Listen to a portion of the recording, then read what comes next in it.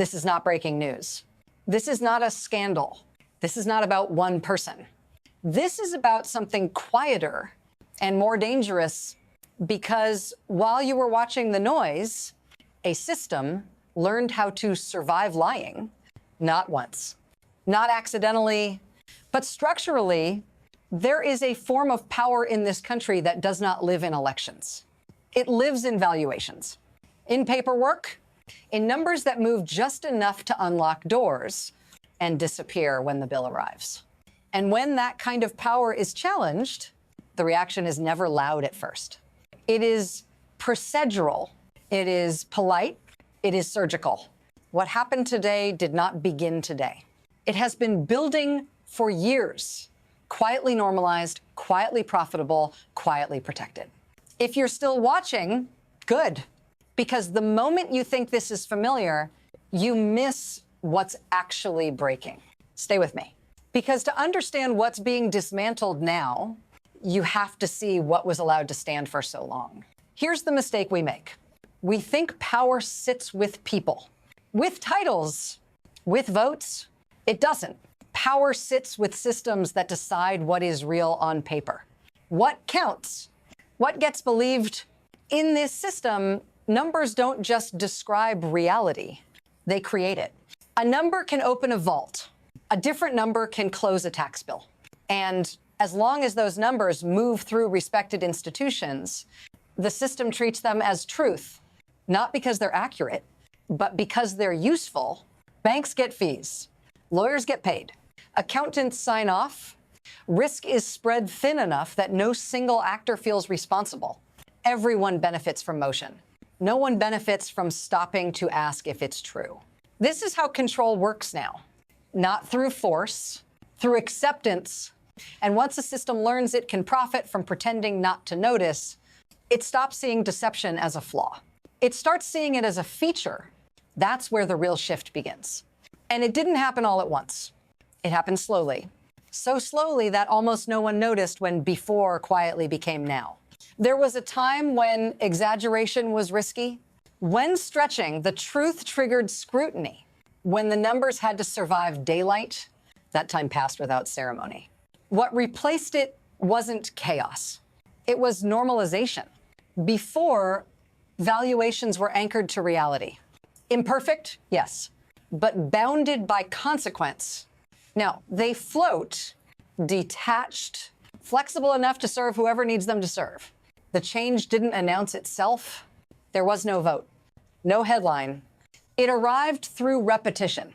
One exception approved, then another, then a third, justified, because the first two went through just fine.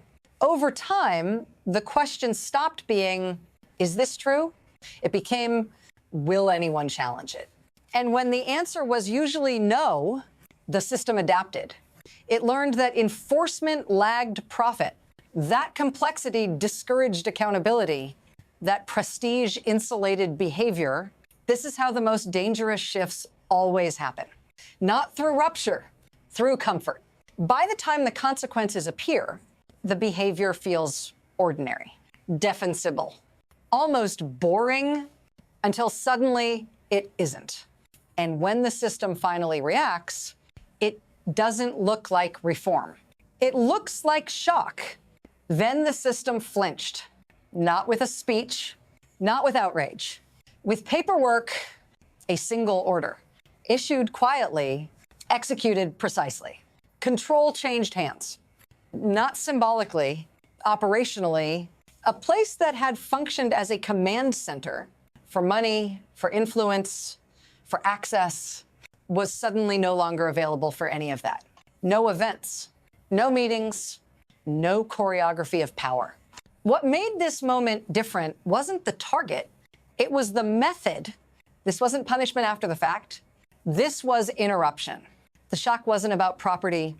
It was about cash flow, about leverage, about removing the one asset that still worked. And buried inside the filings was the detail that should make you sit up straighter. The same asset, two radically different numbers, used for two different purposes, both accepted. For years, that gap wasn't a mistake. It was the business model. And once that became undeniable, the system had only two choices: ignore it again, or pull the emergency brake. It chose the brake. And when that happens, the damage never stops where you expect. Here's how the mechanism actually works. Deception doesn't survive alone. It needs partners. One institution accepts the number because another already did. Each signature becomes cover for the next. Responsibility dissolves as it spreads. Loans are approved not because the valuation is believed, but because it can be sold, sliced, insured, passed along. Risk doesn't disappear. It's redistributed. Fees are collected immediately. Consequences are deferred indefinitely. And when everyone is making money in the present, the future becomes abstract. Someone else's problem. The person at the center gains something more valuable than cash. Credibility, paper legitimacy, the ability to point and say, they accepted it. That's the shield. When this works long enough, the system forgets how to stop it. Challenging the number means challenging every institution that touched it, every incentive, every quiet compromise. So instead, the system tolerates the distortion until the distortion becomes too large to ignore. And when it finally breaks, the question is no longer who lied.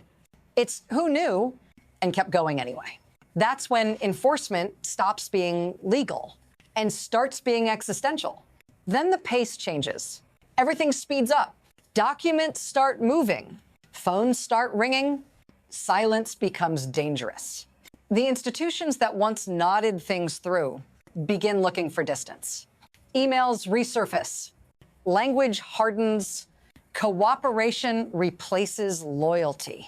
What was once industry standard is suddenly outside the norm. No one wants to be last holding the paper, because now the risk is no longer financial, it's personal. Careers, licenses, freedom. The system doesn't collapse all at once. It sheds weight. Assets are frozen. Access is restricted, cash flow tightens, and the person at the center feels it immediately. Not in reputation, in oxygen. Every move becomes supervised, every option narrower than the last. This is the moment where bravado fails, because confidence doesn't pay legal bills, and rhetoric doesn't unlock liquidity. The story being told publicly stays the same: defiant, aggressive, but behind the scenes, the math has already turned. And once the numbers stop working, everything else follows. Because this system was never held together by belief. It was held together by cash. And that is already moving. This is where it reaches you, not as a headline, as a condition. Because when a system learns that deception can be monetized, it doesn't stay contained. It spreads outward. You feel it when trust costs more. When loans tighten, when scrutiny increases for people who never benefited from the shortcut, you didn't inflate numbers. You didn't sign off on fiction, but you still absorbed the correction. That's how asymmetric systems work. The gains concentrate, the damage diffuses. What was once invisible now becomes policy. More checks, more friction, more suspicion, and the justification sounds reasonable. Safeguards, risk management, lessons learned. But the burden doesn't fall on those who built the distortion. It falls on everyone else navigating the aftermath. If this feels personal, it should, because systems don't fail in isolation, they fail onto people. Stay here with me. Because what looks like accountability at the center often becomes pressure everywhere else. And once that pressure crosses borders, it stops being a domestic problem. Because systems like this don't end at the water's edge. The numbers that moved quietly through domestic institutions also moved through global ones. Funds, markets, confidence. When credibility fractures at the center, the signal travels outward faster than the explanation ever can. Foreign lenders hesitate. Partners reprice risk. Allies ask different questions. Not about one figure, about the system that enabled him. This is how a localized enforcement action turns into a global recalculation. What was once assumed to be stable becomes conditional. And that uncertainty is contagious. It shows up as volatility, as hesitation, as capital choosing to wait instead of commit. No announcement marks the shift. No single decision explains it, just a growing sense that the rules are less predictable than everyone thought. And when predictability erodes, so does trust. Not dramatically, incrementally. The danger isn't panic, it's pause.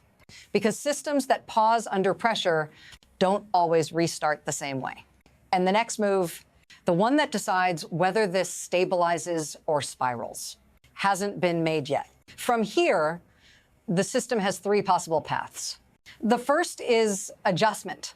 Institutions tighten standards, valuations harden, short-term pain is absorbed in exchange for long-term credibility. It's the cleanest option, also the hardest, because it requires admitting the problem was structural, not incidental. And systems resist that kind of self-indictment. The second path is erosion. Rules exist on paper, but enforcement remains selective. The language changes. The behavior doesn't. This feels stable for a while, until it isn't. Because erosion doesn't announce itself. It reveals itself during the next stress test, when the same vulnerabilities reappear in a different form. Then there's the third path, rupture, not collapse. Reordering, a sudden loss of confidence that forces correction faster than institutions can manage it. Assets reprice sharply, alliances shift, authority fragments. No one chooses this path. It arrives when delay outpaces control. Which one we're on isn't clear yet. And that uncertainty is the most dangerous part, because the future isn't waiting. It's already accelerating. There's a temptation at this point to look for closure, a verdict, a resolution, a name to attach to blame. But systems like this don't end cleanly. They reveal themselves, then they wait. What matters now isn't who falls, it's what survives. Does the system correct itself, or does it quietly adapt, finding new ways to make the same distortions profitable? Because once a structure proves it can absorb deception for years, the lesson it teaches is dangerous. Not that rules exist, but that consequences are optional. If you're positioned correctly, this story doesn't end with a seizure or a statement. It continues in boardrooms, in lending decisions, in what gets questioned and what doesn't the next time the numbers look convenient. So don't look away yet. Not because this is dramatic, but because it's instructional. If you want to understand where power is moving next, watch what happens after the cameras leave. Watch what gets rebuilt and who's allowed to build it. I'll be following it.